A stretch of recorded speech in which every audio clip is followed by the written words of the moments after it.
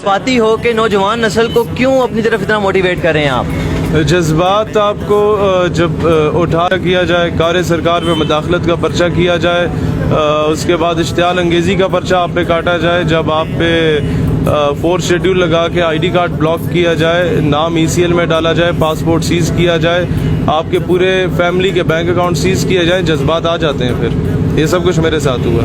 ये कौन कर रहा है? ये इन तमाम फिर उन्होंने किया जो 5 साल बूट पॉलिश करते हैं और 5 साल फिर बूट को गाली देते हैं, और वो फिर 70 सालों से हमारे मुल्क पे काबिज है। तो आपकी तकरीरों में हम देखते हैं कि आप किसी को भी नहीं छोड़ते, आप खुद मुख्तारी की बात करते हैं तो फिर जो हमारे खुद मुख्तार लीडर हैं इस वक्त जो कहलवाते हैं अपने आप को, उनको भी रगड़ा दे लेते हैं। तो क्या वजह है कि आप किसी एक नज़रिए के ऊपर क्यों नहीं टिकते?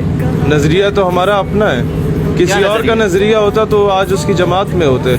हम चाहते थे कि जो नारे आपने लगाया आफिया सिद्दीकी को वापस लाने के, वो ले आते ना। 3.5 साल आपको मिले, किधर गया? 3.5 साल में आपको आफिया सिद्दीकी याद नहीं रही। 3.5 साल में आपने कश्मीर के नाम पे वार्ड वायर जो लग गई थी उसको हटाया नहीं। 3.5 साल में आधा घंटा उठक बैठक हम करते रहे जुम्मे वाले दिन जनाब एहतजाज करके। अमली तौर पे किधर हुआ?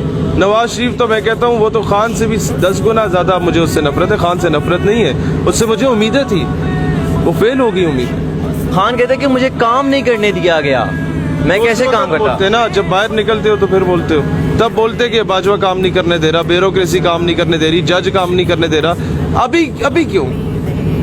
तो आप समझते हैं जब आप इक़्तिदार में आएंगे तो आपको काम करने दिया जाएगा?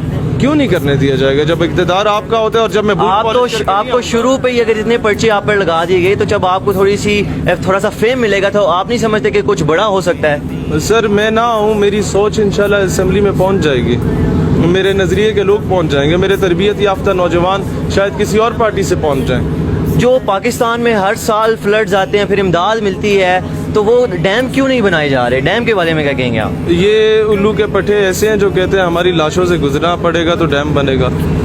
कई ऐसे भी हैं जो मुल्क के बाहर बैठ के कहते हैं कि जनाब ये ऐसे बनने ना दो, पाकिस्तान तरक्की कर जाएगा।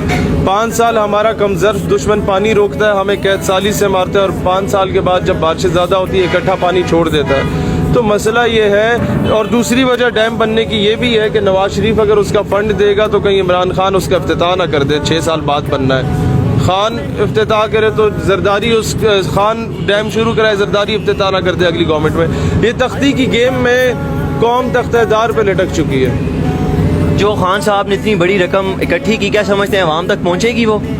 हाँ, अगर कोई बंदे का पुत्र बैठा हुआ तो पहुंच जाएगी। इतनी बड़ी रकम नहीं थी उस हिसाब से। बिलावल भुट्टो साहब ने भी इकट्ठी की।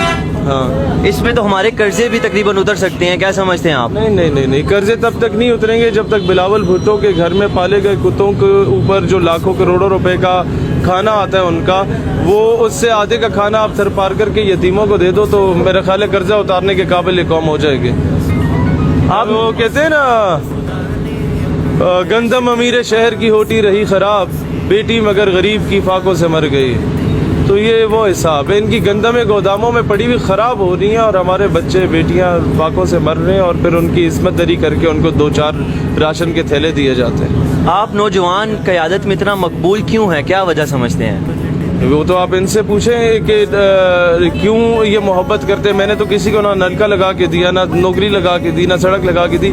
अपने खर्चे पे हमें भी यही नौजवान चला रहे हैं, अपने खर्चे पे अपना टाइम देके अपना कारोबार बीवी बच्चे छोड़ के क्यों इधर आए हैं? ये चाहते हैं एक आज़ाद और खुद मुख्तार पाकिस्तान देखना, जिसके नाम पे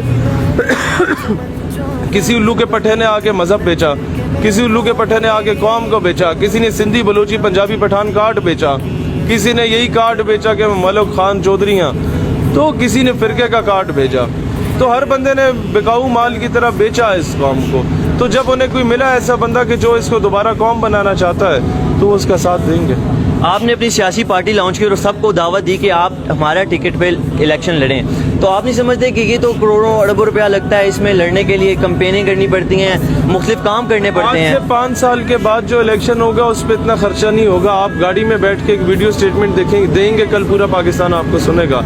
आपका बयानिया स्ट्रॉन्ग हो। चे गुवेरा भी अमीर नहीं था, नेल्सन मंडेला भी 27 साल जेल के बाद रहने के बाद उसी जलसा गाह में गया था जहां उसने खिताब करते हुए गिरफ्तार हुआ था, और उसने कहा था and I was saying that, और ये मैं कह रहा था انقلاب آیا. فیڈل کاسٹرو بھی کوئی امیر کبیر نہیں تھا, نہ ہی ملا عمر کوئی بہت امیر کبیر تھا. دنیا میں جہاں جہاں انقلاب آئے, ایران میں انقلاب آیا, لیبیا میں عمر مختار انقلاب لایا, کوئی امیر کبیر نہیں تھا. ان کی اپنی اپنی ایک سوچ تھی, ایک اپنا ویژن تھا, وہ انقلاب لیا. آپ سوشل میڈیا کی پاور کو پاور سمجھتے ہیں؟ نہیں, میں اللہ کی پاور کو پاور سمجھتا ہوں. سپر پاور بھی وہ ہے, اور وہی آپ کے لیے اسباب پیدا کرتا ہے. جب میڈیا بند ہو جاتا ہے تو اس نے ہمیں سوشل میڈیا کی صورت میں پروموٹ کر دیا. ہر بندے کے موبائل میں ہم موجود ہیں.